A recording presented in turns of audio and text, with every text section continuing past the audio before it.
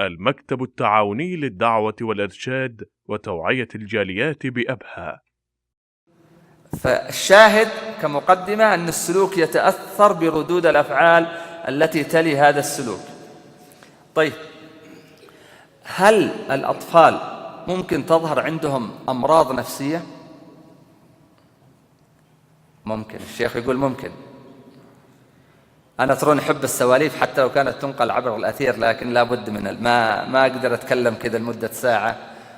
أنتم تملون وأنا أمل ولا لا؟ الشيخ يقول يمكن. إيش رأيكم؟ طفل أبو 2 أو 3 دي حالة نفسية؟ طيب ممكن. لازم تقولوا ممكن، لأن هنا في طبيب نفسي، فلازم تقولوا ممكن، ما فيها. في الواقع صحيح ممكن. وأنا قبل أسابيع تم تحويل حالة علي من إحدى المستشفيات الأطفال في المنطقة في العناية المركزة بسبب مشكلة نفسية. الطفلة عمرها 1.5 سنة. لأن المرض النفسي ترون ما هو بس قلق وخوف ورهاب ومشاكل في البيت، لا، مرتبط أحيانا بمواد كيميائية في الجهاز العصبي وخلل في الهرمونات والإنزيمات والشحنات الكهرباء، أشياء كثيرة في الواقع مختلفة، لكن وارد، هذا وارد. بل هناك عندنا الطب النفسي للرضع، يعني عمر 1 سنة. أعطيكم مثال بسيط، يعني لو طفل يحرم من أمه بعد ولادته مباشرة، ما يرضع منها ولا تضع على صدرها، ما يتأثر؟ يتأثر في الواقع. لذلك الآن توصيات الجمعيات الطب النساء والولادة إنه لابد بعد الولادة، حتى بعد العملية الجراحية القيصرية للمرأة، لابد أن يؤخذ الطفل على صدرها مباشرة. أول كانوا يتركون الطفل في الحضانة لمدة يوم أو يومين، لا، غير صحيح. ليش؟ لأنه يحتاج هذه الضمة على الصدر، حتى لو لم يكن فيها رضاعة. الرضاعة فيها فوائد صحية، لكن مجرد هذا الاتصال مع الأم هذا عامل مهم جدا جدا. لذلك الأم اللي يحصل عندها اكتئاب أثناء الحمل يؤثر على الصحة النفسية للطفل، أو يصير عندها اكتئاب ما بعد الولادة يؤثر على الصحة النفسية للطفل. ما هي ضغوط، لكن هكذا يعني سبحان الله فسيولوجية ونفسية الأطفال وما يتعلق بهم. إذا ممكن تظهر لدينا اضطرابات نفسية. تسمعون الآن كثيرا عن اضطراب التوحد، أليس كذلك؟ موجود المصطلح ومنتشر. الخوف، القلق المرضي عند الأطفال موجود، التأتأة، أشياء كثيرة ممكن تظهر، لها أسباب بيئية محيطية، ولها أسباب وراثية، ولها أسباب عضوية فسيولوجية بحتة.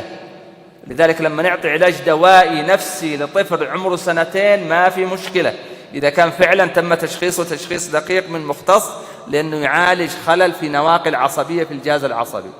فائدة بين قوسين، وأنا أحب دائما نستثمر لقاء هذه الوجوه الطيبة مع الإخوة والأخوات في تصحيح بعض المفاهيم.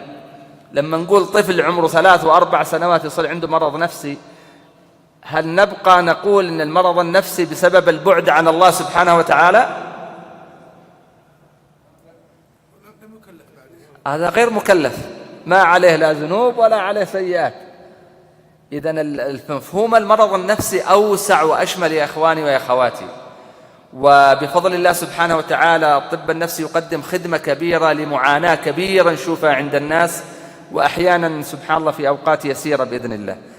هل الحالات الاضطراب والمرض النفسي فقط بسبب الضغوط النفسية والديون؟ لا، الطفل ما عنده ديون ولا عنده هموم وجالس يلعب، لكن لها أسباب أخرى.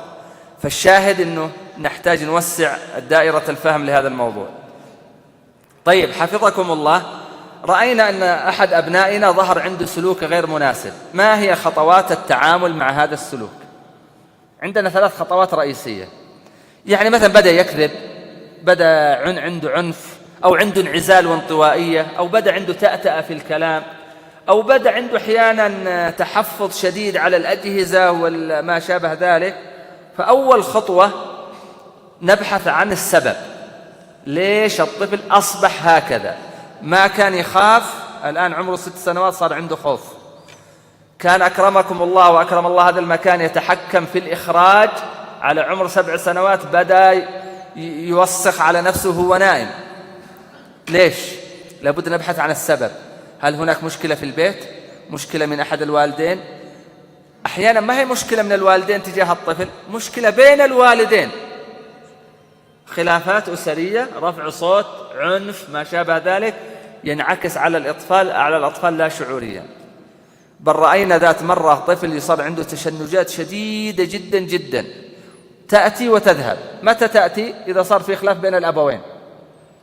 إذا هدأت الأمور خفت منه، إلى درجة أنه يعني تم علاجه بعلاجات مكثفة ولم تفلح معه. فالبحث عن السبب أحيانا في المدرسة، يعني طفل عنده خوف في البيت ما عنده خوف، بس في المدرسة. طيب في المدرسة كل يوم؟ لا، ما هي كل الأيام، يوم محدد. في كل الحصص؟ لا، في حصة كذا وكذا. إذن المشكلة وين؟ إما في المعلم، أو أن الطفل ما هو قادر على دراسة هذه المادة، يكون عنده صعوبة في هذه المادة، أو عنده مشكلة في التعامل مع المعلم نفسه. فنحتاج نبحث عن السبب. قبل أيام أتتني استشارة، تشتكي أن بنتها عندها خوف. البنت طبيعتها تخاف من الوزغ وهي صغيرة، الآن عمرها يعني قريب من سن المراهقة، وفجأة صحاها أخوها وقالها شوف الوزغ في شعرك، فجن جنونها. هذا موقف، وأحيانا بعض أنواع أو مواقف معينة تحتاج أن نحن نبحث عن السبب. فإذا عرفنا السبب قدر المستطاع نأتي نتعاون فيما بيننا، التعاون بين الأطراف التربوية، الأب مع الأم، الوالدين مع الإخوان والأخوات في البيت، الأسرة والبيت مع المدرسة. لابد أن يكون في تعاون لحل هذه المشكلة. لاحظنا بعض الأبناء والبنات عندنا في العيادة نسوي لهم برنامج تعديل السلوك، البيت يلتزم معنا بس المدرسة ما تلتزم، فما يكون هناك تعديل جيد للسلوك. الأم تلتزم، الأب ما يلتزم. وما أكثر معاناة الأمهات، ويسمحوا لي الرجال يشتكون الأمهات، الأب ما يتعاون معي، الأب يخرب علي طريقة التعامل. إذا احنا اتفقنا على طريقة يأتي الأب مرهق من خارج المنزل، مشغول مستعجل، ما هو فاضي لهذه الأمور، فيفسد ما تصلحه المرأة أحيانا. وأحيانا العكس، المسألة ليست من هو الصح ومن هو الخطأ، أو أنت صح أنت خطأ وأنا صح، لا، المسألة نحن في سفينة واحدة نقودها بإذن الله إلى بر الأمان، فلا بد أن يكون هناك اتفاق بين الأبوين. إذا والله بذلنا هذه الأسباب وما أتت بنتيجة، فنحتاج أن نستشير المختصين. والآن الحمد لله الاستشارات متيسرة يعني بطرق كثيرة. في خريطة أيضا يعني لعلي أذكرها لكم سريعا، خريطة التعامل مع السلوك، أو مراحل خلونا نقول. المرحلة الأولى قبل ظهور المشكلة أو السبب السلبي، اللي هي مرحلة الوقاية. والوقاية تحصل بأمور: أولا احفظ الله يحفظك، احفظ الله يحفظك، يحفظك في أولادك، في صحتك، في مالك، في أهلك، في بيتك. وهذه مسألة مهمة جدا. يعني أهل العلوم التجريدية ما يؤمنون بهذه الأمور، لكن نحن كمسلمين نؤمن بأن قلوب العباد بين أصبعين من أصابع الرحمن يقلبهما كيف يشاء، وأن العبد إذا حفظ الله في طاعة الله حفظه الله في حياته كلها، ويجد البركة في بيته وأهله وماله وزوجه. وكما قال أحد السلف يقول: والله إني لأجد أثر المعصية في خلق أهلي ودابتي، يجدون أثرها، فما بالك بأحوالنا، نسأل الله أن يصلح أحوالنا جميعا. ثم أيضا ببذل الأسباب النفسية المناسبة، البيوت التي تقوم على الرفق، على الهدوء، على السكينة، هذه يكون الاستقرار النفسي فيها أفضل. أما التي تقوم على العصبية، وأحيانا الحزم الزائد، أحيانا النظام الزائد المبالغ فيه. يعني أحيانا تأتيني استشارات الأولاد لازم ينامون الساعة 9، يعني الساعة 9 لو يجلدون بالسياط. في بعض الآباء والأمهات هذه طريقتهم. لا، ما هو بصحيح، ما هو لهذه الدرجة. أتأخر ربع ساعة، نص ساعة، إن شاء الله إلى ساعة، يكون في مرونة. لكن النظام الإجباري هذا والشديد والصارم بزيادة في الواقع قد يؤدي إلى شيء من التوتر. النظام مطلوب، لكن النظام أيضا وضع لخدمة البيت وليس لتقييد من في البيت. فهذه الأمور تساعد بإذن الله على الوقاية من حصول مشكلات نفسية أو سلوكية. إذا حصلت نعود إلى الخطوات التي ذكرتها: نتغافل عنها إلا إذا تكررت نبحث عن السبب، إذا عرفنا السبب نتعاون في حل المشكلة، إذا نجحنا الحمد لله، ما نجحنا نستشير بعض المختصين.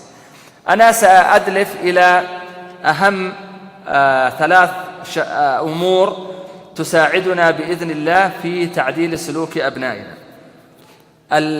3 خطوات أو 3 مهارات. المهارة الأولى إشباع الحاجات النفسية الأساسية لدى الأبناء والبنات.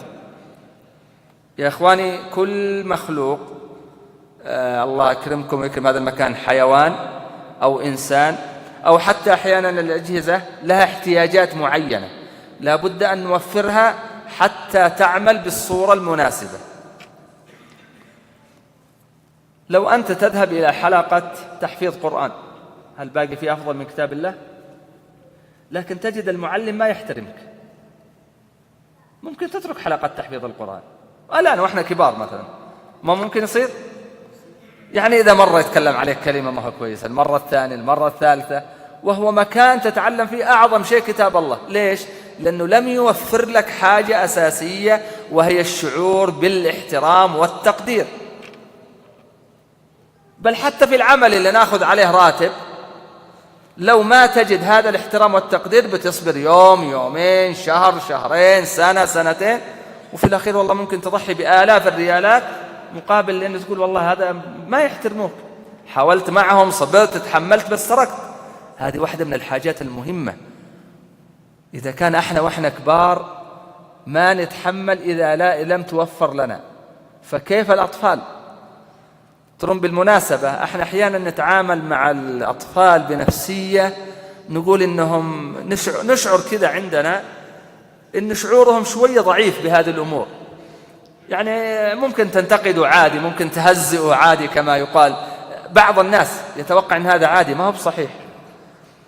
النبي صلى الله عليه وسلم كان يوفر التقدير والاحترام حتى لصغار الصحابة، وكلنا يعرف ذلك الحديث عندما أتي صلى الله عليه وسلم بإناء فيه لبن وشرب منه عليه الصلاة والسلام، وكان على يمينه غلام يقال أنه عبد الله بن عباس رضي الله عنه، وعلى يساره أشياخ الصحابة أبو بكر وعمر كبار الصحابة رضي الله عنهم أجمعين، وجمعنا بهم في جنات النعيم ووالدينا وجميع المسلمين. فقال يا غلام أتأذن لي أن أعطي من على يساري أو أشياخ أو أعطي يعني غيرك أو كذا؟ فقال يا رسول الله والله ما كنت لأؤثر بنصيبي منك أحدا. يستأذنه، أعطي هذا اللي يشرب فلان ولا تشرب أنت أول. والأكثر عجبا من هذا، إيش اللي خلى هذا الغلام يدخل ويجلس في صدر المجلس وعلى يمين الرسول عليه الصلاة والسلام؟ هذا كله إشعار بماذا؟ بالاحترام، بالتقدير. نحن لا نقول نعلمهم الفوضى يتقدمون على كبار السن، لكن برضو ما يصل إلى حد الإهمال وعدم الاهتمام. يذكر عن أحد أولياء الأمور، أحد الآباء، أنه كان جالس في بيته وعنده ضيف، فدخل عليه طفله إلا أبو 1.5 سنة، أكرمكم الله وأكرم الله هذا المكان، وهو ما عليه إلا حتى الحفاظة. وجاء الولد يركض، فنزل الأب وأخذ ولده وجلس يتكلم معه وجلسوا في حجره، فلاحظ أن ضيفه بدأ يتغير. قال والله هذا ولدي، ما أحد بيهتم فيه غيري، وأنت على العين والرأس. ما في هذه قلة أدب مع الضيف، وبالذات إذا استأذنته، لكن ما يكون في تجاهل للطفل، عدم اهتمام، بل أحيانا قد يصل إلى حتى يعني للأسف نسمع أنه هناك بعض الأبناء يشتكي إن أبوه يناديه أكرمكم الله بأسماء جميع الحيوانات. بعض الآباء أكرمكم الله وأكرم الله هذا المكان يضرب بالجزمة، يضرب بالنعال، يسب، يلعن، موجود هذا في بعض البيوت. هذا غير لائق أبدا، لا شرعيا ولا نفسيا ولا تربويا. يدعو عليهم، هذا غير مقبول أيضا. أنا أقول يا جماعة اللي يعصب ما يتمالك نفسه، إذا عصب قل روح الله يهديك ويصلح وانت معصب، فتنفس التعصيب بس بكلام طيب. أما أنك تعصب بعيد عنكم روح الله لا يرد البعيد، وممكن يتقبل الله هذه الدعوة وتندم بعدين تعض أصابع الندم. أو يلعن، بعض في أمهات يلعن في البيوت أو يسبون الآباء أو ما شابه ذلك. فإذا سمعنا أحد أبنائنا يسب طفل آخر أو يسب خاله أو عمه غضبنا، وهو يسمعها منا في بعض البيوت، أنا أقول ولا أعمم، وفي بيوتنا خير كثير والحمد لله. لكن أريد أن أنبه على الخطوة الأولى، وهي تحقيق وإشباع الحاجات النفسية. من أهمها أيضا ذكرنا الحاجة إلى القبول والاحترام والتقدير. الحاجة الثانية الحاجة إلى الشعور بالحب والعطف والحنان. ما يكاد يوجد آباء وأمهات لا يحبون أبنائهم، ما يكاد يوجد، لكن مشكلتنا في التعبير عن هذه المحبة. كيف نجعل ولدنا فعلا يشعر أننا نحبه، والبنت تشعر أن أبوها وأمها يحبهم.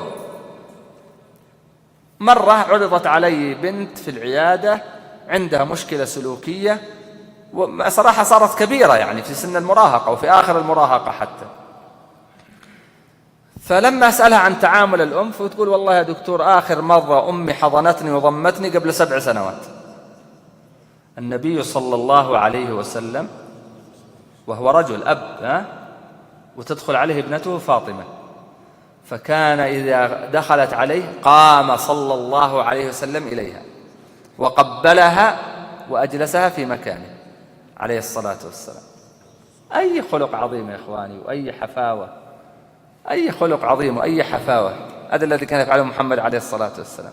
فكيف يعني بعض الآباء قد يتحرج مثلا أنه مثلا يضم بنته إذا صارت كبيرة، حتى لو يا أخي اجلس بجوارها، امسح على شعرها، على كتفها، سمعها كلمة طيبة، والله أنا اشتاق لك يا بنتي، أنا أعزك يا بنتي، أنت نور عيني.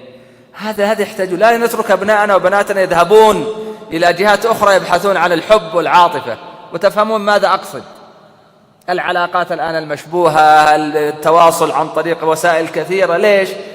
ما نقول هذا يبرر لهم أو يعفيهم من الخطأ، لا، لكن لا نكون نحن سببا بجفافنا العاطفي أن أبناءنا يسلكون هذه المسالك. وأيضا نحن يا جماعة يقولون الإنسان يحب أن يحب وأن يحب. طبيعتنا كبشر نفرح ونستانس إن احنا نحب الآخرين وإن الآخرين يحبونا. طيب خلوا هذا متبادل في بيوتنا، نشعرهم بالمحبة. وكما يقولون استمتعوا بتربية أبنائكم، نجعلها متعة في الكلمة الطيبة، في المزاح، في الضحك، في السواليف. وأنا والله أفرح كثيرا لما أرى بعض الآباء يعني يكون معه في مجلس وكذا، فأشوفه يتكلم مع ولده كأنه واحد من زملائه. هذا شيء جميل جدا صراحة. وينكتون على بعض، وعلى قولهم يطقطقون على بعض في الحدود يعني المعقولة. ترون هذا يا جماعة احنا في وقت إذا ما حافظنا على أولادنا وبناتنا في بيوتنا بعد حفظ الله، ولا ترون الأمور تنفلت. يعني الآن نعاني من المدارس، ولا لا يا جماعة؟ هي المحاضن التربوية فيها معاناة، الشارع فيه معاناة، الإعلام فيه معاناة. تبغى تودي ولدك حتى نادي صحي ولا نادي رياضي فيه معاناة، يشوفون مناظر وسلوكيات وكلام وألفاظ أنت لا ترضاها. فإذا أيضا بيئة البيت ما كانت جاذبة سنجد معاناة في الواقع. من الحاجات المهمة التي يحتاجونها الحاجة إلى المدح والثناء، ولنركز على المدح وعلى الثناء وعلى التشجيع وذكر الإيجابيات حتى نشعرهم بأن لديهم إيجابيات جميلة. هذه كانت المهارة الأولى، وهي إشباع الحاجات النفسية الأساسية.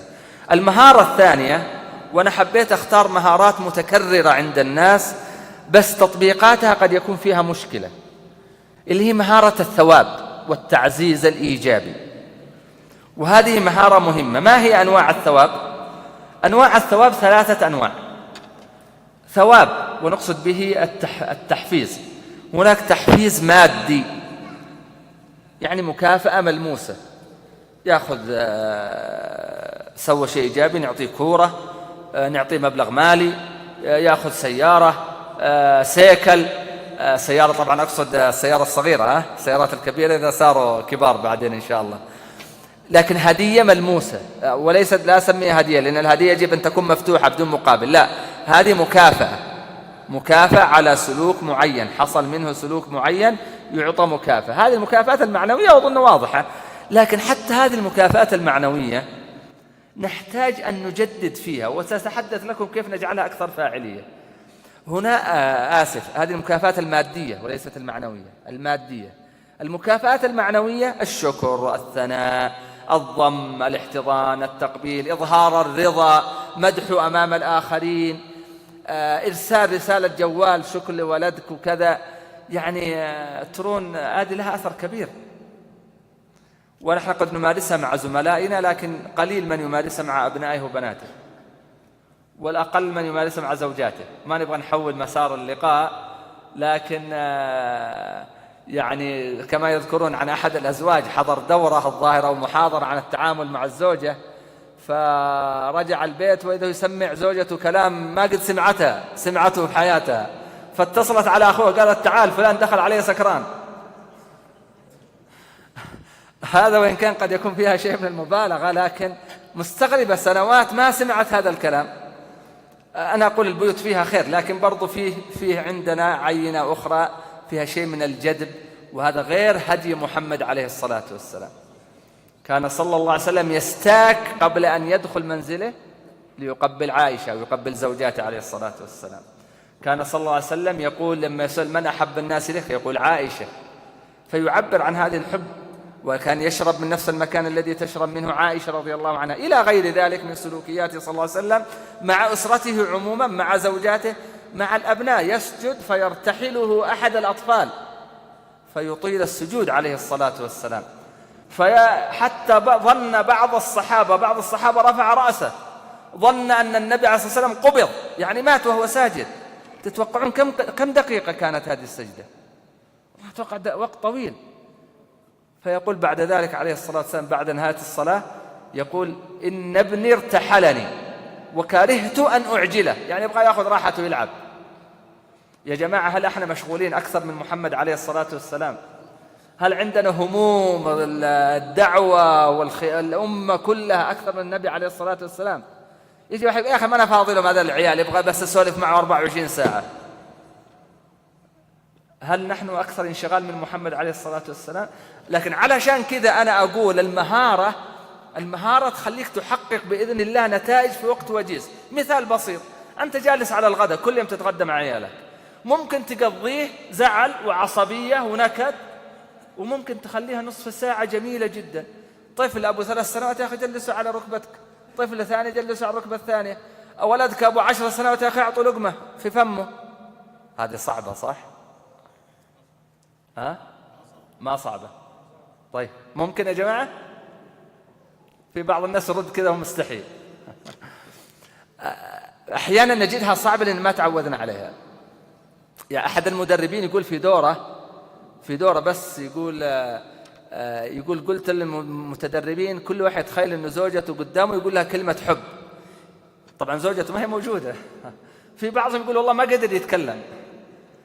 أنا أقول هذه قد تكون صورة مبالغ فيها لكن موجودة، يعني من شدة عدم التعود يجد هذا صعب جدا، وهذا ليس هدي محمد عليه الصلاة والسلام، ومطلب نفسي ومطلب تربوي حتى تقوم البيوت على العاطفة والمحبة والحنان. إذن هذه أنواع الثواب. منها أنا هذا نوع ذكرته في إحدى كتاباتي، نحتاج نربط البناء بالثواب الأخروي، وإن كان قد يكون هذا جزء من الثواب المعنوي، لكن أنا أنص عليه لأهميته. يعني ما هو بس دائما يعني افعل كذا وتأخذ هدية ولا تأخذ جائزة ولا أعطيك ريالين ولا أجيب لك كورة ولا كذا، أو العكس تتعاقب، أو أيضا في عندنا ممارسات غير صحيحة في الثواب الأخروي. إذا ما صليت الطفل عمره لسه ما قد جاء 10 سنوات ربي يدخلك النار، إذا كذبت ربي يدخلك النار. هل هذا الكلام صحيح؟ هل هو واجب عليه الصلاة في هذا العمر؟ ثم حتى يعني اللي يكذب وهو كبير هل ربي يدخل النار على طول؟ هذه الممارسة موجودة ولا لا يا جماعة؟ يدخلك النار أول هذا خطأ، نقدر نسميه خطأ حتى بالعقيدة، من الناحية الشرعية غير صحيح. إن كان صغيرا فهو غير مكلف، وإن كان كبيرا فليس صحيحا أن الذنوب على طول تدخل الواحد النار. هذه تحت مشيئة الله، إن شاء غفر له وإن شاء عذبه. فما بالك أيضا بواحد طفل ونجلس بس. حتى في الأخير بعض الأطفال قال يا أخي خلي يدخلني النار، لأنه طفل ما يفهم إيش معنى نار وإيش معنى جنة، بس من كثر ما تكررت عليه كره هذه الكلمة.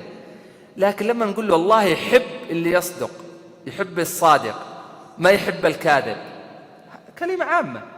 الأمر الآخر نركز على ربطهم المحبة لله سبحانه وتعالى وتعظيم الله في قلوبهم، وكيف يشوفون أثر نعمة الله وأثر خلق الله وفضل الله ومحبة الله سبحانه وتعالى. فالربط بالثواب الأخروي بالصورة الصحيحة هذا من أنواع الثواب. من أنواع الثواب المدح والثناء، وحتى يكون المدح فعال له عدة شروط. أولا التركيز على الإيجابيات وإن كان بسيطة. يأتيني بعض الآباء في العيادة سواء بأطفال صغار أو بأولاد وفتيات مراهقين، فأقول له يا أخي ولدك عنده إيجابيات؟ قال لا ما في، كله مشاكل، قد تعبنا وبهدلنا.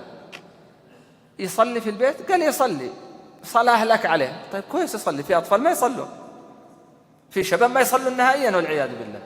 طيب يا أخي إذا جاء يوم العيد إن شاء الله ولا جيت أنت من سفر ولا أمه يقبل رؤوسكم؟ قال يقبل راسي. هذه إيجابية. يحترم أعمامه يحترمهم، هذه إيجابية. ليش ما نشوف الإيجابيات؟ أحيانا إذا شعرنا أنه لازم يسوي كذا ما عاد نعتبرها إيجابية، هذا غير صحيح. فركز على الإيجابيات ولو كانت بسيطة وامدحها، ستجدها تتعاظم وتكثر بإذن الله. نوع في المدح والثناء. امدحوا بينك وبينك، امدحوا برسالة جوال، امدحوا أمام أمه، الأم تمدح بناتها أمام الوالد، أمام خالاتها، أمام عماتها، لنوع في المدح. نبتعد عن المقارنة، لا تقارن، وهذه من الأخطاء المنتشرة. شوف ولد عمك فلان، شوفي بنت عمك فلانة، شوفي زميلتك فلانة اللي في المدرسة، لا تقارن. اذكر إذا أردت أن تقارن فاضرب لهم نموذج بالصحابة والصحابيات رضي الله عنهم. أولا لأنهم مثل عليا، الأمر الثاني قد ذهبوا، أما أنك تقارن بناس حوله هذا غير جيد. المقارنة غير جيدة بمن حوله، لأنه أولا كأنك تقول له أنت أسوأ منهم، هم أفضل منك. قدرات الناس تختلف، لا تطالب طفلك يكون ممتاز والأول على الدفعة، قد ما يستطيع، يمكن يقدر يكون الخامس، يكون العاشر. قدرات الأطفال تختلف. احنا نقول له أبغاك تكون ممتاز، أبغاك تكون متفوق، بس ما هو لازم متفوق مثل فلان ثم يكره فلان. هذا وأنا والله شفت حالة في الجامعة، جاني أحد الطلاب الجامعة وجلس معي، من ضمن الأشياء اللي ذكرها قال زمان كانوا دائما يقارنوني بولد عمي والله إني كرهته. حتى لو ما قالها الطفل، هذا الطفل الشاب ما قال له في الجامعة. فالمقارنة لها سلبيات كثيرة. أيضا حتى يكون الثواب ثواب فعال، خلي المكافأة مرتبطة بحالة شعورية عالية. يعني جاب لك الولد تقرير كلها زي تقارير الابتدائية، متفوق متفوق متفوق، قلت له ما شاء الله عليك كنت تقرأ جريدة ممتاز ممتاز، طلعت 10 ريال من جيبك وأعطيته، ما طالعت حتى في وجهه. هذه كيف أثرها؟ أثرها ناقص. ممكن يفرح ب10 ريال، لكن لما تقابله، لما تحط الكتاب ولا الجريدة اللي في يدك ولا التلفزيون تقفله وتطالع فيه وتحضنه وتشكره وتثني عليه وتضمه وتصفق له وتعطيه بعدين ولو ريالين، صدقوني بيكون مفعولها أفضل بإذن الله. فربط المكافأة بحالة شعورية عالية، يعني توريه إنك مبسوط منه، إنك فرحان فيه، إنك فخور فيه. يجعل الثواب أيضا والمكافأة تتناسب مع اهتمامات الطفل. ما هو كل يوم كورة كورة كورة كورة، خلاص مل من الكورة، يبغى هدية ثانية، يبغى مكافأة ثانية، ولا لا يا جماعة؟ فاجعلها من ضمن اهتمامات الطفل. بالمناسبة إذا فيه أسئلة ما أدري عند الإخوة وعند الأخوات ممكن ترسل عشان نستفيد من الوقت بين الإذان والإقامة في الإجابة على الأسئلة إن شاء الله. أيضا عدم الإفراط في الثواب المادي، لا تكون الشغلة كلها فلوس فلوس فلوس، يعني ريال ريالين 5 ريالات مدري إيش. الثواب المادي أو المالي بمعنى صح زي ما يسموه أحيانا يصير هو رشوة السلوك، رشوة، يعني ما يشتغل حتى ممكن تقول له ذاكر بابا ذاكر تعطيني 5 ريال. طيب جيب لأمك أغراض من البقالة. مثل واحد من المراهقين كان يراجع عند العيادة يقول أخواتي ما يحترموني. أقول له طيب أنت تحترمهم؟ أنت تلبي طلباتهم؟ قال إيه إذا أرسلوني البقالة أروح. قلت له تروح مجانا؟ قال لا، إذا بيعطوني 10 ريال 5 اشتريبها و5 لي أنا. يعني ما يبغى يسوي شيء إلا بمقابل. فما نفرط، ما نفرط، نستخدم بصورة مقننة. كذلك يا إخواني الكرام من شروط الثواب الناجح أن يكون بعد السلوك مباشرة. وذكرت لكم حديث النبي صلى الله عليه وسلم: اعطي الأجير أجره قبل أن يجف عرقه. لا تنتظر نهاية الشهر قد هو نسي الموضوع، ما عاد له قيمة، الموضوع كبيرة عنده، لا، مباشرة. يعني أنجز إنجاز اليوم، شفته معك في المسجد تشكره، حل واجبه تشكره، شفته يقبل رأس أمه، شفته يساعد أمه تشكره. يا إخواني الكلام ترون هذا ما هو بتنظير، وبعض الناس يشعر أنها مثالية، لكن صدقوني اللي بإذن الله يستعين بالله سبحانه وتعالى ثم يكون عنده المهارة ثم يخلي هذا الهاجس موجود معه على طول ثم يطبق، يصبح هذا عنده سجية ما يحتاج يتكلف فيها. الآن هل أحد منا نحن الرجال يجد تكلف في قيادة السيارة؟ هل فيها تفكير والله بلف يمين بمدري إيش؟ تلقائية. ليش؟ لأنك أول شيء عرفت الجانب النظري، أول ما تعلمت على أشياء نظرية، وين تحط، كيف تعشق، كيف مدري إيش، ثم بدأت تطبق، ثم تطبق باستمرار، أصبحت جزء من حياتك. وكذلك التربية، إذا عرفنا الجانب النظري وخزناه عندنا واستحضرناه معنا ثم طبقناه يصبح جزء. يعني بعض الناس يقول أنا ما أقدر إلا أكون عصبي، لا، ما هو بصحيح. والله لو تكون في قمة عصبيتك، إلا أن يشاء الله طبعا، في بيتك ومنفعل والحرارة موصل عندك 150، ثم يتصل واحد من أصحابك المقربين وترد عليه بالجوال، ترد بكل هدوء. صح يا جماعة؟ يعني تقدر بضغطة زر تنتقل من قمة العصبية إلى قمة الهدوء. بس يقول لك ما أقدر مع أولادي، لا، تقدر إذا استعنت بالله ثم أردت إن شاء الله. طيب، المهارة الثالثة والتي نختم بها، احنا تكلمنا عن إشباع الحاجات النفسية الأساسية، تكلمنا عن استخدام الثواب والتعزيز الإيجابي. المهارة الثالثة عكس الثواب وهي العقاب. العقاب يمارس بكثرة في البيوت بأنواعه المختلفة، ومع ذلك بعض الآباء يقول ما وجدنا له فائدة. ليش؟ لأنه يطبق بصورة غير صحيحة. فالعقاب له أنواع كثيرة، منها العقاب، منها إهمال السلوك أحيانا وتجاهله، منها إظهار عدم الرضا، لما توري ولدك أنك زعلان منه، أنك غضبان من هذا السلوك، هذا نوع من أنواع العقاب. منها أحيانا التأنيب، وهذه مرحلة أعلى. منها أنك تكلف أحيانا أن يصلح ما أفسده، كسر شيء تخليه يجمع هذا اللي كسره ينظف المكان، أفسد شيء معين، كسر لعبة لأحد إخوانه تأخذ لعبته وتعطيه، أو تأخذ من الحصالة حقته تشتري بها بديل لهذه اللعبة حقت أحد إخوانه إلى آخره. أن يقوم بإصلاح ما أفسد. كذلك الحرمان من امتيازات يحبها الطفل. ما التزم بحل الواجب، المفروض أنه المغرب يكون منتهي من حل الواجب أو العشاء، والله تقول له ترى إذا أنت عندك آيباد، طبعا مع الشروط اللي لازم تكون موجودة، ترى هذا اليوم ما في آيباد، أو ما بخليك تشوف تلفزيون، أو ما خليك تروح بكرة ولا تروح تلعب مع أولاد عمك. يحرم من شيء يحبه، من امتيازات يحبها. وقس على ذلك. منها أيضا الهجر والمقاطعة، إنك ما تكلمه أحيانا. والهجر تعرفون أنه منهج نبوي في التعامل مع أصحاب المعاصي بضوابطه الشرعية.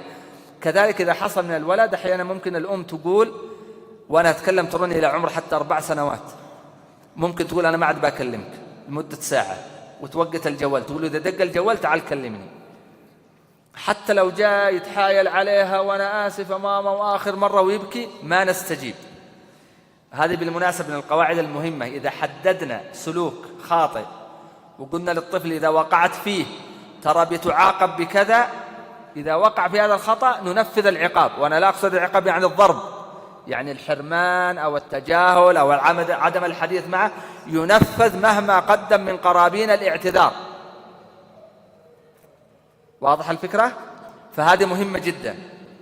كذلك أحيانا نحتاج شيء من نسميها الإقصاء، إنه يجلس على كنبة معينة أو يدخل غرفة معينة كشيء من العقوبة، شيء من الحجز المدة، بس ما يكون مكان مخيف ولا مكان مظلم ولا مكان يعني مرعب، لأن الهدف تقييد الحرية فقط. حتى لو جلسوا على كنبة في وسط الصالة ولا في وسط المجلس بس ما يتحرك، يشعر بالألم 5 دقائق 10 دقائق، هو الهدف إحداث شيء من الألم النفسي بدون إهانة وربطه بالسلوك. ليس الهدف إني والله كسر عظامه ولا أني أقطع جلده، لا، الهدف تعديل السلوك بإحداث ألم نفسي ليس فيه إهانة. وقت الأذان، نقف للأذان ونكمل بعد الأذان إن شاء الله. بسم الله الرحمن الرحيم، الحمد لله والصلاة والسلام على رسول الله.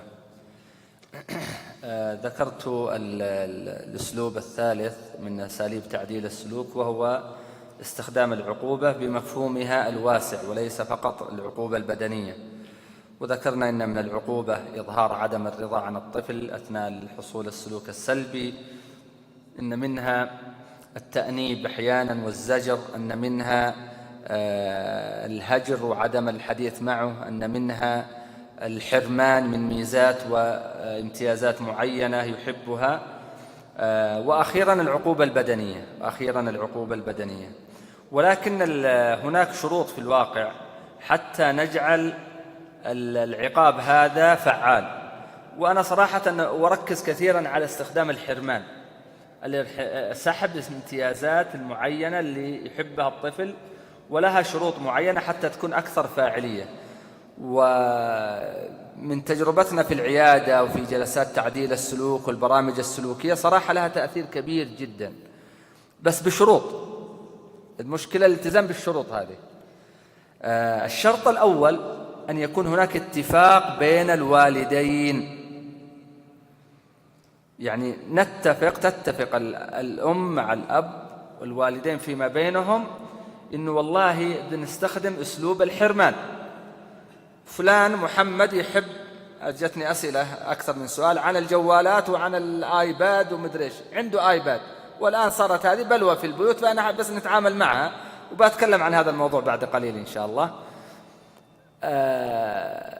إذا ما التزم مثلا بالمذاكرة، المفروض أنه مثلا بعد العصر يحل الواجبات مثلا كمثال، أو قبل المغرب أو بعد المغرب، كل بيت وطريقتهم. أنا ما أقول أنه في وقت محدد هو لازم يكون إلزامي للجميع، لا، بس إذا ما التزم يعرف أن العقوبة هو منعه من الجوال أو من الآيباد أو من البلاي ستيشن، أو حتى إذا هو يحب أي شغلة يحبها نسحبها منه.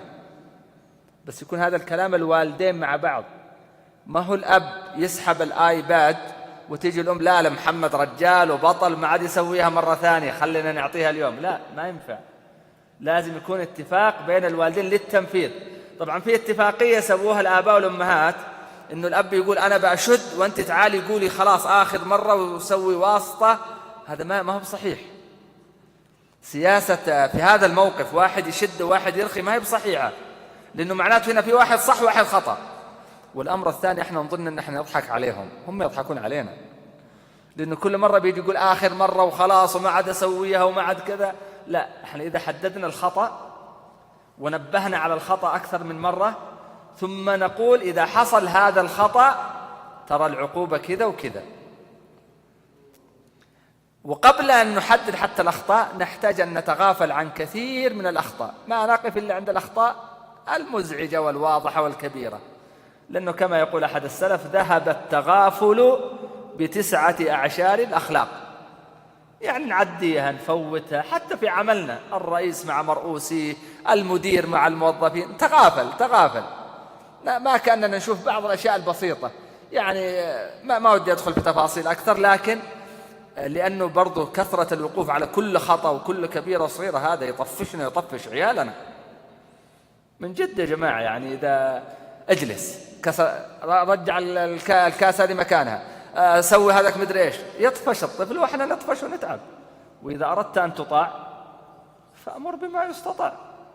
أنس يقول خدمت النبي صلى الله عليه وسلم 10 سنين فلم يقل لشيء فعلته لما فعلته، أو لشيء لم يفعله هل لا فعلته. ما هي 10 دقائق يا جماعة، ولا 10 ساعات، ولا 10 أيام، 10 سنين. اللي يقول برضو هذا مثالي ويقول هذا النبي عليه الصلاة والسلام، احنا يجب أن نتأسى به. إذا ما قدرنا ما بنوصل 100% خلونا نأخذ 70%. لقد كان لكم في رسول الله أسوة حسنة. إحدى الأمهات تقول لي في إحدى الدورات، تقول أنا دربت، بس شوفوا، دربت نفسي دربت نفسي ما أنفعل ولا أغضب على أولادي إلا إذا وقعوا في معصية. إن الآن احنا نعصب على الدراسة، بعض الناس على الدراسة وعلى المذاكرة وعلى الاستيقاظ للدوام أكثر من عصبيتنا على تضييع الصلاة أحيانا. لكن هذا اليوم تقول دربت نفسي إنه ما أنفعل ولا أغضب إلا إذا وقعوا في المعصية. أما أمور الدنيا تقول أتغافل عنها، أكون هادئة. أما الشيء اللي إذا وفي معصية لا، هذا يكون في عندي. فالشيء نحتاج تدريب. الأمر الثاني، احنا قلنا اتفاق بين الوالدين، أيضا اتفاق مع الأبناء، يعرف إيش الأخطاء الممنوعة. يعني الأولاد مسموح لهم يتضاربون مع بعض ويزعلون مع بعض، مسموح، لكن ما هو مسموح مثلا يلعنون بعض أو يسبون بعض أو يستخدمون أدوات حادة أو ما شابه ذلك. فيعرف أن هذا الممنوع ممنوع، وأنه إذا حصل عليه عقاب كذا وكذا. عندك حرية، تبغى تذاكر بعد العصر بكيفك، تبغى تذاكر بعد المغرب بكيفك، بس ما بتاخذ الجهاز تتسلى عليه إلا إذا خلصت مذاكرة. شكرا حبيبي، يعطيك العافية. فنحتاج نسوي اتفاقيات مع الأبناء. الحزم في التنفيذ، إن إذا قلنا هذا يمنع يعني يمنع، وما هو بس مرة واحدة. لأن بعض الآباء نقول له بعض الخطط يقول يا دكتور سواها يومين 3 أسبوع ما جابت نتيجة. لا، من شروط البرنامج التربوي السلوكي أن يكون مستمر، ما يكون، لأنه ما هو دواء مضاد حيوي نستخدم أسبوع نوقف، لا، هذا أسلوب تربوي. يعني مثلا موضوع التجاهل، يعني هذا يمشي معك مدى الحياة. موضوع الحزم، موضوع أن يكون في اتفاق بين الوالدين، هذا أسلوب تربوي ينبغي أن يستمر. أيضا ربط العقاب بالسلوك. أحيانا الأب يكون مسافر ما بيرجع لآخر الأسبوع، الولد حصل منه خطأ معين يوم الاثنين، العقاب يحصل عليه يوم الجمعة بعد ما يرجع الأب. حتى ممكن يجي يأخذ ضربة كذا ما يدري ليش أصلا هم ضرب. لذلك ربط، احنا زي ما قلنا نربط الثواب بالسلوك مباشرة، كذلك العقاب يربط بالسلوك مباشرة. وأنا أؤكد ليس العقاب يعني الضرب. احنا ذكرنا 7 و8 أنواع من العقاب تكون بعد السلوك مباشرة. في كذا في شرط شوية صعب يعني، وبعض الناس يزعل منا لما نقول هذا الشرط: لا تعاقب وأنت غضبان. تجي هذه؟ تجي، بس لا تعاقب وأنت غضبان. لأنه يا جماعة لما أي ردة فعل وأنت غضبان غالبا لا تكون منطقية، حتى مع الكبار. لذلك سبحان الله السنة الإنسان إذا غضب إن كان واقفا يجلس، يكون هذا أقل قدرة على الخطأ وعلى الاندفاع. وإن كان جالسا فليضطجع ويذهب يتوضأ. هذه كلها فيها هدي نبوي. أنا أقرأ أن من فوائده أنك تؤخر ردة الفعل شوي. أي ردة فعل عند الغضب والانفعال غالبا غير عقلانية وغير منطقية. يعني أسهل شيء تأخذ الشاحن الجوال تضربه. بعدين الآن ما شاء الله صار الضرب مع التقنية، بشاحن الجوال، شاحن الآيباد، بالشاحن حق اللابتوب، حسب التقنية طبعا. أول كان بالعصا بالخيزرانة، الآن لا، تطورنا مع التقنية. هذا أسهل شيء، لكن هل هو الحل الصحيح؟ ما هو الحل الصحيح. فأنا أتذكر أيضا أحد الآباء يقول: الحمد لله أنا إذا شفت شيء زعلني من أحد أولادي يقول له روح الغرفة وشوي وتعال. يقول يرجع لي بعد دقيقتين يكون أنا قد هدأت، فأتصرف معه تصرف صحيح. ردات الفعل غالبا غير منطقية. إذا احتجنا الضرب يا إخواني فالضرب له شروط. ينبغي أن يكون آخر العلاج، لا يكون هو العلاج الأول. يعني مثلا في الصلاة: مروا أبناءكم بالصلاة لكم؟ ل7، واضربوهم عليها بعد كم سنة؟ 3 سنوات. في كل سنة عندنا قرابة 1500 فرض، أكثر من 1500 فرض. يعني عندك قرابة 5000 فرض أنت توجهه بعدها تضربه. فما يكون الضرب هو أول العلاج، يكون آخر العلاج.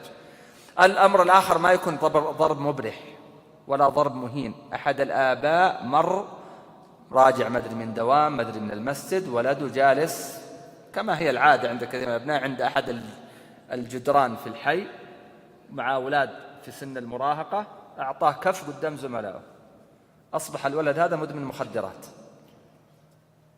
الإهانة يعني لو بكلمة قدام، ممكن تضربه في البيت يتحمل، لكن تضربه قدام زملائه، تهينه أمام زملائه، تحتقر، تقلل من قدره أمام زملائه، هذه يكون لها ردة فعل كبيرة. فما يكون الضرب فيه إهانة، ولا يكون فيه مبرح، ولا يكون على الوجه كما جاء النهي في السنة النبوية عن نبينا عليه الصلاة والسلام. هذه بعض الأشياء التي تساعد بإذن الله سبحانه وتعالى في تعديل السلوك: إشباع الحاجات النفسية الأساسية، استخدام الثواب بالطرق التي ذكرناها، واستخدام العقاب بالشروط والضوابط التي ذكرناها. أنا أقول يا إخواني نستعين بالله سبحانه وتعالى، نكثر من الدعاء أن الله يصلح لنا أبناءنا وبناتنا وأزواجنا وبيوتنا، ونسأل الله أن يصلح جميع بيوت المسلمين وأحوالهم. التربية فيها شيء من الصعوبة لكنها شيء ممتع، نستمتع بأبنائنا، نقرأ في سيرة الحبيب صلى الله عليه وسلم كيف كان يتعامل في أسرته، وكيف يتعامل مع الأطفال عليه الصلاة والسلام. من لم يكن منا لديه طول نفس في القراءة فليحضر مثل هذه المجالس المباركة، يطور نفسه، يحضر بعض الدورات. الآن اليوتيوب مليان بدورات المتخصصين الشرعيين والنفسيين والتربويين، وتقدر تحضر دورة وأنت في آخر الدنيا، زي ما هو الآن معمول. مثلا في ناس قد يتابعون من أماكن بعيدة جدا ونحن في أبها، فالحمد لله متيسر.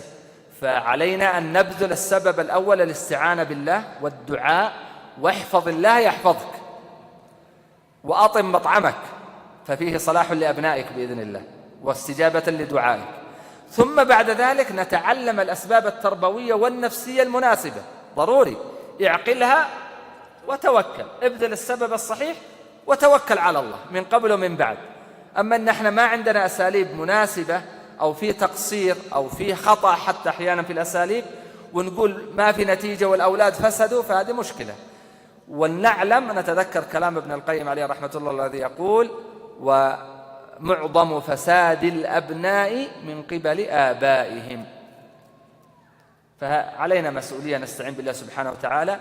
ينبغي، بل أنا أقول تربويا يجب أن يكون هناك اتفاق بين الآباء والأمهات، لا يكون الأب يغرد لوحده والأم تغرد لوحدها، يكون هناك اتفاق، يكون هناك في جلسات للنقاش وللحوار، ونستعين بالله سبحانه وتعالى. هذه بعض الأسئلة.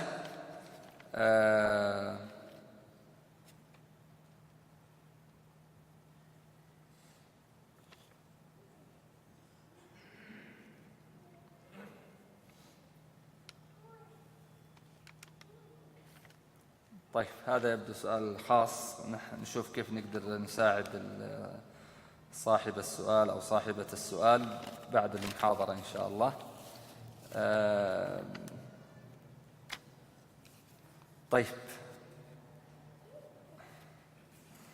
هنا سؤال عن الجوالات وعن الأجهزة، وأظن هذه معاناة صارت يعني موجودة. هذا سائل يقول: ابني مدمن على الجوال. أنا أبغى أسأل، يعني من منا ما صار مدمن على الجوالات؟ إحنا الكبار قبل الصغار.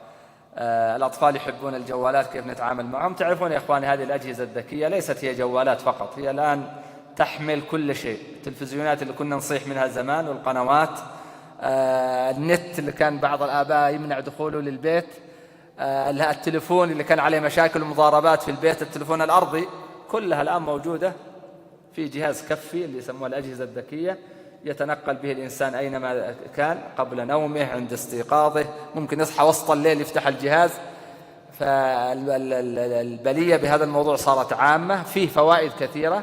يعني الآن كثير من أشغالنا، كثير من ردودنا، كثير من الاستشارات، كثير من الإيميلات، خطابات تأتينا من جهات إدارية نرد عليها، كلها عن طريق الجوالات صارت، تعرفون هذا الشيء. ففيها هذا وفيها هذا، في الواقع يسرت كثير من الصعوبات، ولكنها أشغلتنا وأخذت من أوقاتنا وأخذت من تركيزنا. أنا أعجبني بعض الناس يعني يقول: ذهبت في نزهة خارج البلدة اللي أنا فيها، أظن قال ما أدري يوم أو يومين، واشترطت أنا وزوجتي أن كل واحد يخلي جواله في البيت.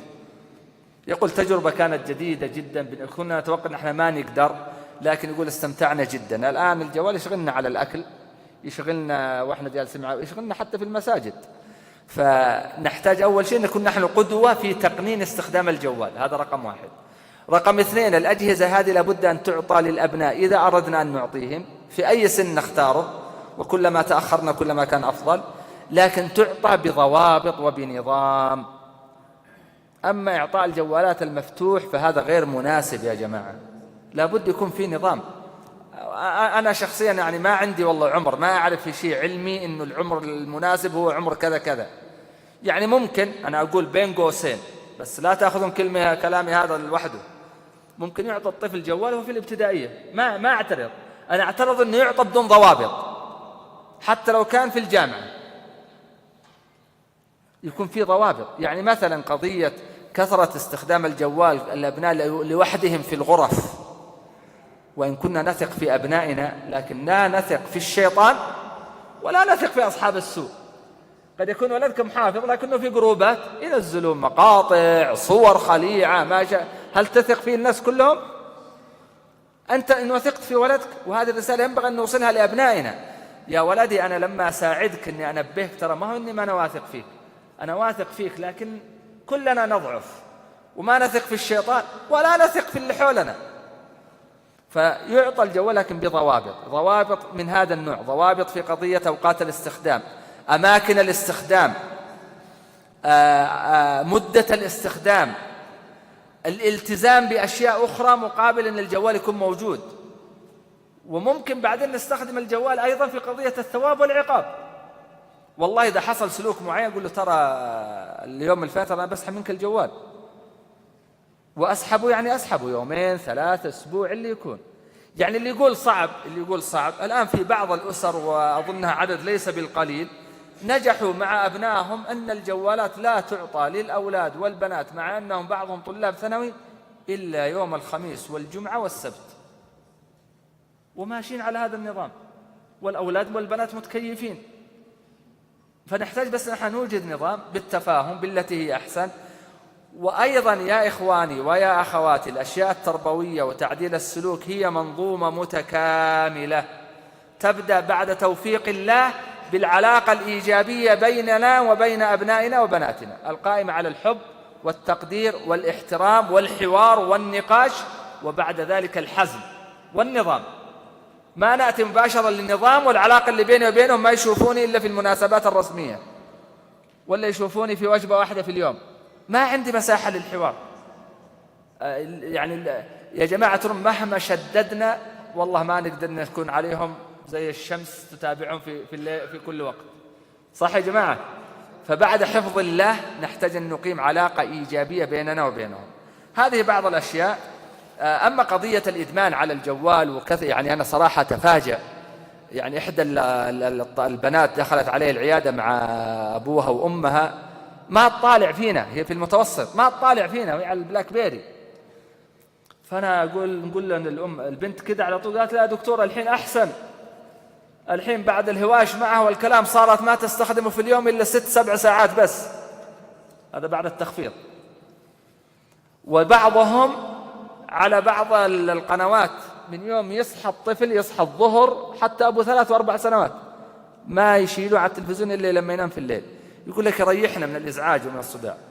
وبعدين يجونا يقول لك الطفل ما يتكلم، عنده تشتت، ما عنده تواصل بصري، ما عنده تواصل اجتماعي، وهو يترك أمام هذه القنوات يتواصل مع جهاز، ما يتواصل مع بشر، مع صور وحركات وأنوار. يا إخواني لابد أن نعطي أوقات لأولادنا. هذه قضية حتى ضوابط الجوالات، يحتاج أولادنا لما نجلس معهم نتكلم معهم نلعب معهم نطلع معهم قدر المستطاع. ما أقول نكون مثاليين، أقول قدر المستطاع، ومن أراد شيء بإذن الله يستطيعه بعد عون الله. نقف. هذا سؤال مهم: كيف أتعامل مع طفلي المعاق نفسيا بحيث ما أحسسه بإعاقته، لديه كثرة بكاء من أسباب بسيطة، وكيف نتعامل معه ونشعره بأنه غير معاق علما أننا نحسسه بالتميز والحب. هذه واحدة من المعاناة التي يمر بها الآباء والأمهات في البيوت لما الطفل يكون عنده إعاقة أو أي مرض أحيانا عضوي. بعض الأطفال اللي عندهم مرض السكر أو مرض الصرع أو مرض الربو أو بعض الأمراض الجلدية أو أي مرض، أو أحيانا إعاقة جسدية في الحركة أو في الرقبة أو في اليدين أو في الرجول، تحتاج في الواقع تعامل معين. وأعود مرة ثانية، يحتاج الوالدين أن يتفقوا كيف يكون أسلوبهم في التعامل، هذا رقم 1. رقم 2، يفضل ألا نشعرهم بالاختلاف عن غيرهم. يعني ولد عنده سكر، لا تزعلوا أخوك، لا أحد يتكلم على فلان، لا، ما يصلح، لأنه كثرة الحماية هذه الزايدة تشعرهم فعلا أنهم أقل وأنهم أنقص وأنهم أضعف. هذا من ناحية. ومن ناحية ثانية تجعلهم ما عاد يتقبلون شيء. يعني أي أحد ينتقده يبكي، أحد يتكلم عليه يزعل. ليش؟ لأن احنا أشعرنا بالحماية الزائدة حتى من نسمة الهواء. قدر المستطاع لا نشعره أنه أقل أو مختلف إلا فيما لا يستطيعه. واحد عنده إعاقة في يده، ما نكلفه أنه لازم يشيل شيء باليد مثلا، فقدر المستطاع يكون مثله مثل إخوانه، ولو وقع في خطأ أيضا ينبه ويعاقب مثله مثل إخوانه، ما يكون هناك تمييز في الصح والخطأ. وأيضا حتى في الاهتمام قدر المستطاع أيضا، وهذه من الأشياء اللي احنا ننبه عليها كثير في العيادات النفسية، إنه أحيانا اهتمامنا بطفل مريض يضيع 5 ولا 6 أطفال آخرين. يحتاجون موازنة قدر المستطاع، ويحتاج تعاون من الوالدين. يأتون أمهات منهكين في العيادة ويدخلون في اكتئاب وفي قلق، ولا يجدون إعانة ومساعدة ومساندة من الأزواج، وهذه مشكلة. يحتاج أن يكون هناك تعاون ويكون تكاتف بين الأبناء والبنات. الخوف، خوف النزول من الشارع، ويخاف ينزل من باب الراكب ويرفض إلا ينزل من الباب السائق مع والده. الخوف كما قلت نبحث عن السبب، ليش الولد هذا صار يخاف.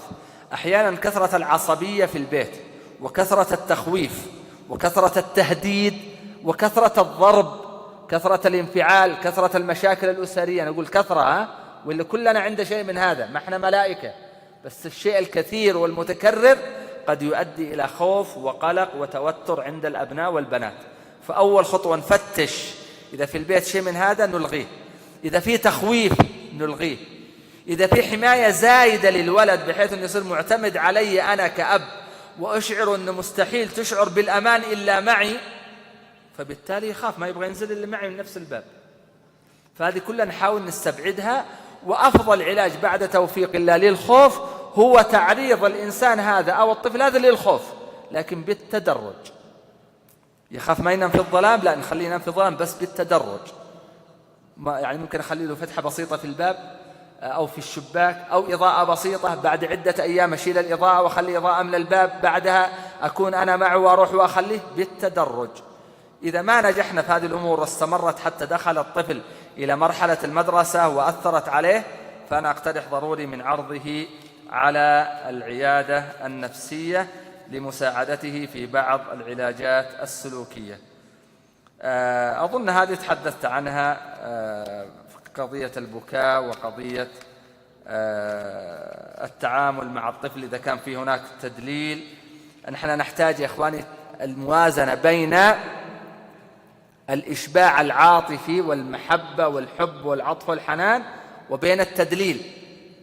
أشعرهم بمحبتي بالعطف بالكلمات الطيبة الإيجابية، لكن إذا حصل خطأ خطأ، إذا طلب شيء غير مناسب لا، لو يصير اللي يصير لا، يعني لا. أتذكر أحد الآباء كان يقول لي البنت تصحى الساعة 2 في الليل تقول لي يا بابا أبغى كورة من البقالة، وفعلا الساعة 2 يشغل السيارة ويطلع يفر المنطقة اللي هو فيها، يدور لبقالة يشتي يجيب لها كورة. وأحد البنات كانت تطلب من أبوها، هم ساكنين خارج منطقة أبها وخميس مشيط، في منطقة قد يحتاج المشوار ما لا يقل عن نصف ساعة، إلا يروح خميس مشيط يجيب لها بيتزا إن بعد 11 أو 12 في الليل، ويشغل السيارة ويروح. طيب بعدين تطلب أكثر من كذا. احنا نقول نكرم أبناءنا، لكن برضو كلمة لا طيبة. إن الدنيا ما هي كلها نعم، الدنيا فيها إيه وفيها لا، فيها المر وفيها الحلو، أو فيها الحلو وفيها المر. فنحتاج كلمة لا، نقول لا في الوقت المناسب، حتى أحيانا على شيء احنا نقدر عليه، بس أبغى أعلم الولد إنه لا، في كلمة اسمها لا. ما هو كل شيء تطلبه يحقق لك، الدنيا ما هي كذا، صح ولا لا يا جماعة؟